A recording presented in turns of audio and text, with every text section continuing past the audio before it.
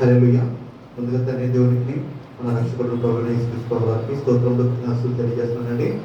చేరువచ్చిన ప్రతి ఒక్కరు కూడా వందనాలు తెలియజేస్తున్నాను. చక్కని వర్షంలో నడిపించిన బ్రదర్స్ కూడా వందనాలు తెలియజేస్తున్నానండి. గతించిన పునరుద్ధరణ దినం నుంచి ఇప్పటివరకు సజీవులకు నుంచి కాచి కాపాడిన విధానం బట్టి అందరూ కూడా స్తోత్రాలు తెలియజేద్దామా? స్తోత్రం స్తోత్రం స్తోత్రం స్తోత్రం. ఈస్టర్ తర్వాతి 2వ ఆదివారము ఈ దినముగా ఏర్పరచబడిన పత్రికా పాఠాలు చెప్తాను, దయచేసి నోట్ చేసుకోండి. మొదటి పాఠముగా యెహెజ్కేలు గ్రంథము 34వ అధ్యాయము 11 నుంచి 16 వరకు అండి. యెహెజ్కేలు 34వ అధ్యాయము 11 నుంచి 16 వచనాలు. రెండవ పాఠంగా హెబ్రీయులకు రాసిన పత్రిక 13వ అధ్యాయము 20-21 వచనాలు. హెబ్రీయులకు 13వ అధ్యాయము 20-21 వచనాలు. మూడవ పాఠంగా యోహాను సువార్త 10వ అధ్యాయము 22 నుంచి 30 వరకు అండి. యోహాను సువార్త 10వ అధ్యాయము 22 నుంచి 30 వచనాలు. ఈస్టర్ తర్వాత 2వ ఆదివారము ప్రారంభ గీతము. లోకము యెహోవా కృపతో నిండి ఉన్నది, యెహోవా వాక్కు చేత ఆకాశములు కలిగెను.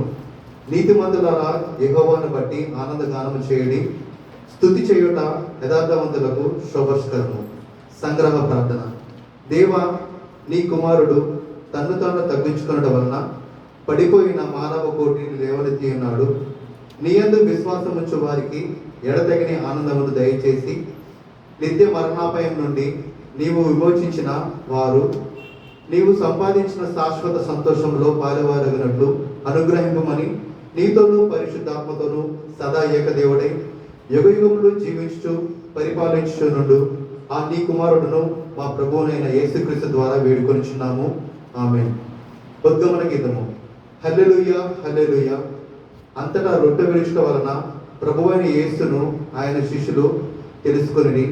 హల్లెలూయా. నేను గొర్రెల మంచి కాపరిని, నేను నా గొర్రెలను ఎరుగుదును, నా గొర్రెలు నన్ను ఎరుగును. హల్లెలూయా. అపోస్తలుల విశ్వాస ప్రమాణము నేను చెప్తానండి, దయచేసి నాతో పాటు కూడా అందరూ కూడా చెప్తామండి. నేను పరలోకమును భూలోకమును సృష్టించిన సర్వశక్తి గల తండ్రి అయిన దేవునిని నమ్ముచున్నాను. ఆయన జనితైక కుమారుడును మన ప్రభువునైన యేసుక్రీస్తును నమ్ముచున్నాను.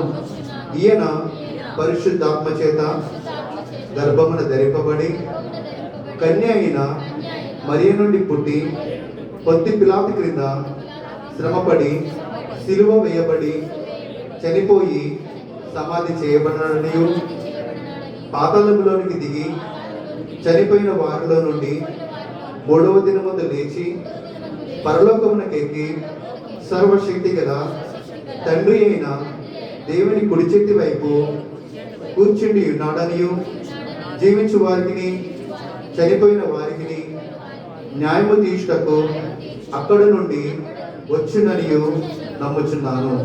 నేను పరిశుద్ధాత్మని నమ్ముచున్నాను. పరిశుద్ధ క్రైస్తవ సంఘమును, పరిశుద్ధుల ఐక్యమును, పాప పరిహారమును, శరీర పునరుత్థానమును, నిత్య జీవమును ఉన్నవని నమ్ముచున్నాను. ఆమేన్. చదవనడి లేఖనం దేవుడు దీవించుగాక. మన మధ్యలో తిరుపతి గారు ఉన్నారండి, వాక్యాన్ని శ్రద్ధగా ఉంటాం.